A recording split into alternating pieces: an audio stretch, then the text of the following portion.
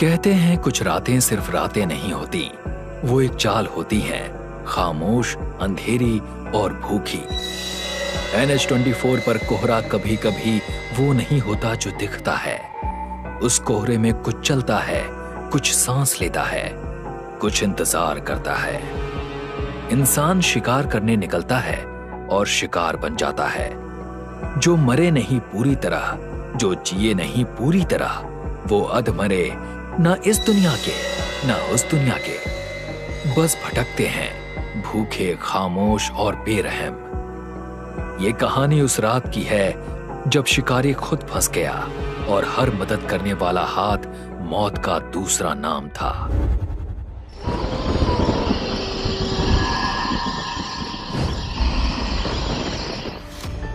एक जवान लड़की राधा सुनसान सड़क पर चल रही है। सड़क पर उसके अलावा और कोई नहीं होता। चलते चलते उसे पीछे से एक ट्रक के आने की आवाज सुनाई देती है। राधा पीछे मुड़कर देखती है। एक ट्रक उसकी तरफ आ रहा होता है। वो ट्रक को रुकने के लिए हाथ से इशारा करती है।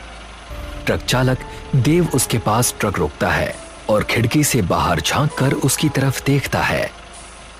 क्या मुझे आप शहर तक छोड़ सकते हैं? मैं अकेली हूँ। देव ज्यादा कुछ नहीं बोलता। वो ट्रक का पास वाला दरवाजा खोल देता है। राधा जल्दी से ट्रक के अंदर बैठ जाती है। इसके बाद देव ट्रक को आगे बढ़ा देता है। राधा ट्रक में चुपचाप बैठी रहती है। उसका चेहरा थोड़ा उतरा हुआ और परेशान लग रहा होता है। वो बस सामने सड़क की तरफ देखती रहती है। देव भी शुरुआत में ज्यादा कुछ नहीं बोलता।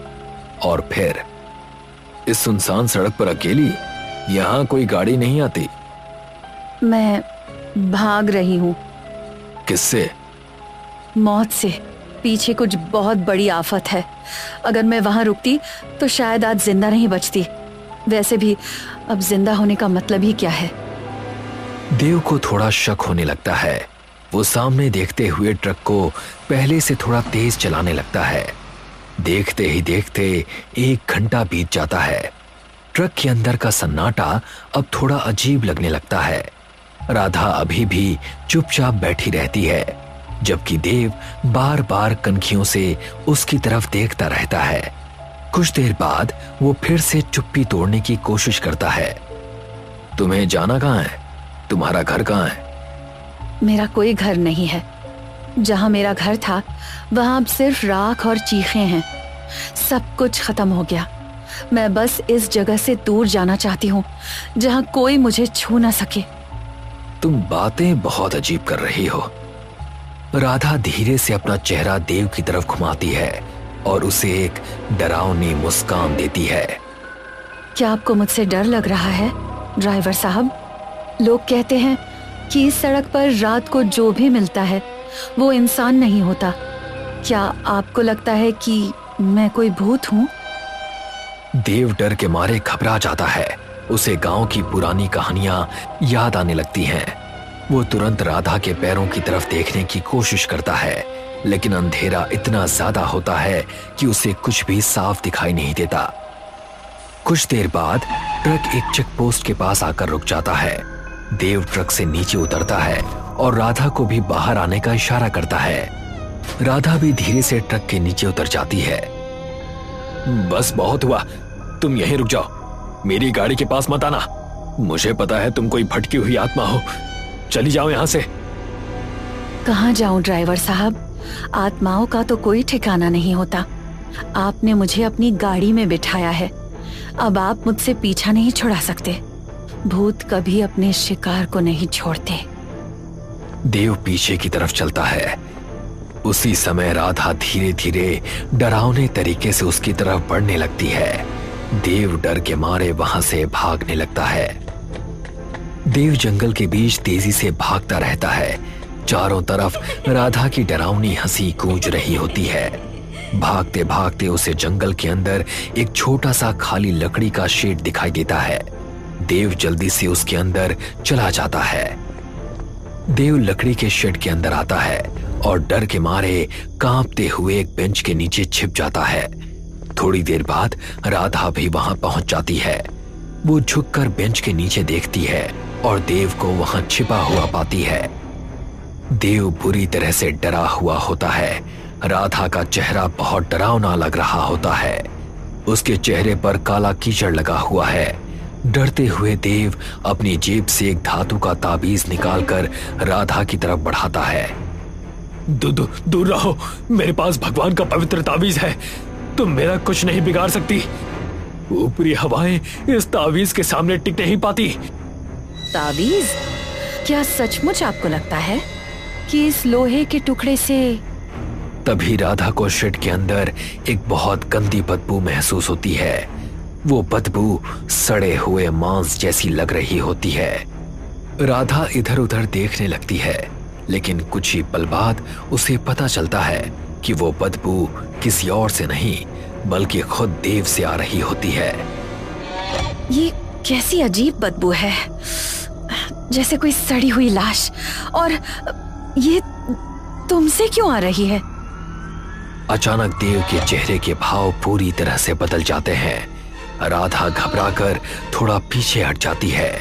तभी देव बेंच के नीचे से बाहर निकलता है, राधा के सामने खड़ा हो जाता है और ताबीज दूर फेंक देता है।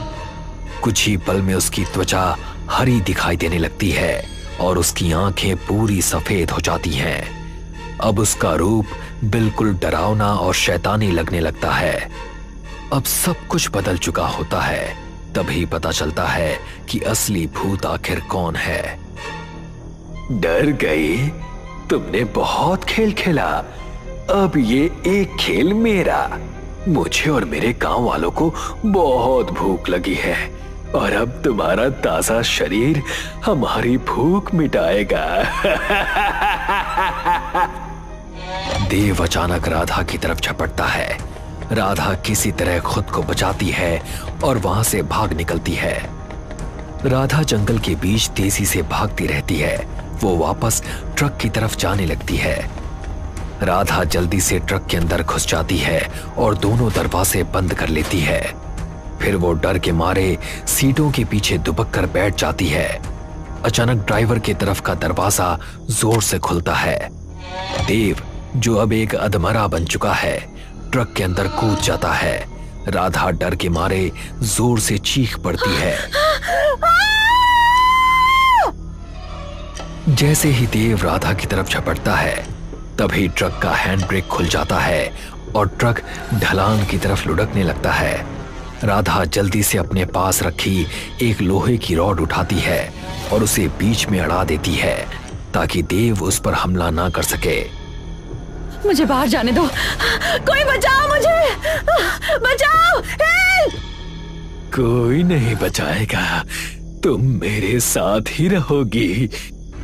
देव बीच की छोटी छोटी जगहों से अपना हाथ अंदर डालकर राधा को पकड़ने की कोशिश करता है, जबकि राधा किसी तरह खुद को बचाती रहती है।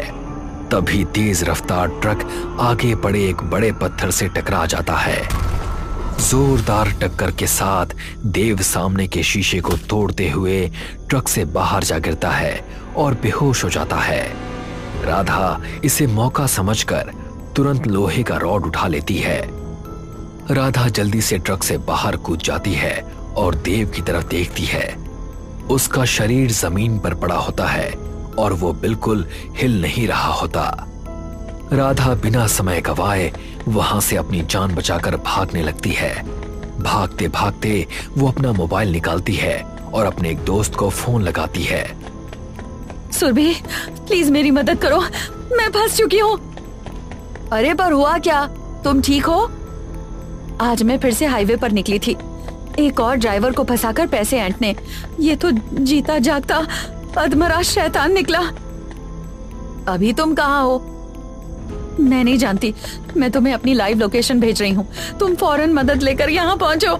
हाँ ठीक है। मैं उसकी दोस्त अपनी बात पूरी ही करने वाली होती है कि तभी एक कार राधा को जोर से टक्कर मार देती है। राधा उछलकर दूर जाकर गिरती है। कार चलाने वाली महिला तुरंत अपनी कार रोकती है और बाहर निकलकर राधा को देखने लगती है। वो धीरे धीरे उसके पास पहुंचती है। राधा होश में तो आती है, लेकिन उसे काफी चोट लगी होती है। क्या आप ठीक हैं? दर्द हो रहा है। आई एम सो सॉरी, मैंने आपको नहीं देखा। आप तो पहले से काफी घायल लगती हो। चलो मेरे साथ, मैं आपको हॉस्पिटल लेकर जाती हूँ। वो महिला राधा को सहारा देकर उठाती है और उसे अपनी कार तक लेकर जाती है। इसके बाद वो राधा को कार में बैठाकर वहां से निकल जाती है। राधा घायल हालत में कार की सीट पर बैठी रहती है। उसकी मदद करने वाली महिला तेजी से कार चलाती रहती है। वैसे आप इतनी रात को यहाँ क्या कर रही थी? कुछ नहीं, आप बस जल्द से जल्द यहाँ से गाड़ी निकालिए। ये जगह ठीक नहीं है। ठीक नहीं है मतलब? यहाँ पास ही के एक गांव में शायद कोई बड़ा केमिकल ब्लास्ट हुआ है, जिसकी वजह से वहां के लोग अधमरे राक्षस में बदल गए हैं। क्या सच? हाँ। अच्छा, वो कैसे दिखते हैं? उनका चेहरा बिल्कुल हरा है, शरीर में काफी निशान हैं और वो आम इंसान से ज्यादा ताकतवर हैं। पर तुम ये सब क्यों पूछ रही हो? ये रास्ता तो शहर का नहीं लगता। वो इसलिए क्योंकि